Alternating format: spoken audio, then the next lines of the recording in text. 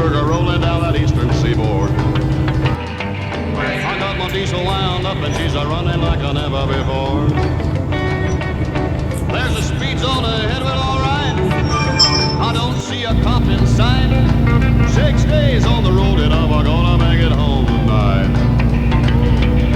I got me 10 forward gears on a Georgia overdrive. I'm taking little white pills and my eyes are open wide. I just passed a Jimmy in a white. I've been a-passing everything in sight. 6 days on the road and I'm gonna make it home tonight. But it seems like a month since I kissed my baby goodbye. Hey y'all, the cowboy trucker here. My beautiful wife Sable behind the camera. The dog knocked out with the cat in the bunk. We're wanting to talk about that jackknifed truck in the city the other day. Driving in rainy conditions. You always want to have your load weights balanced out. You know, if your truck's only got a 12K steer, make sure you don't go above 12,000 pounds. Generally, I like to run 500 pounds lighter than what an axle is rated for. And then after that, make sure all your loads are even between your drives and your trailer. That gives you better stability and better control, and you're less likely to jackknife. It's because if you're heavy on the trailer, light on your drives, you're going to lose control of your drives and spin out, and the higher chances of losing traction and hydroplaning.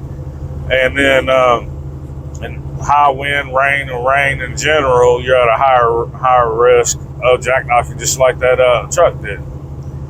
And then vice versa. If you are really heavy on the drives, really light on the trailer, if you get in a hard braking situation, your trailer can hydroplane, brake traction, come swinging around as well. So it's very important to keep your weights balanced out. And if you do have to haul tail heavy or heavy on your drives for any reason, like bridge law,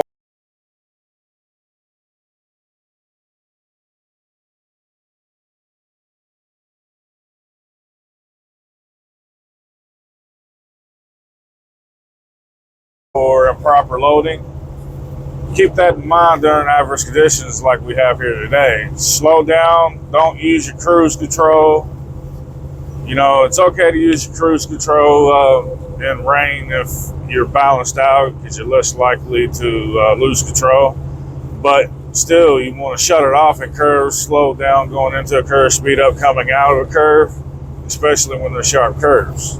And keep an eye out for all the other traffic, and then you're going to have very visibility. When your visibility gets worse, you need to slow down anyway. It don't matter what all the other trucks and cars around you are doing.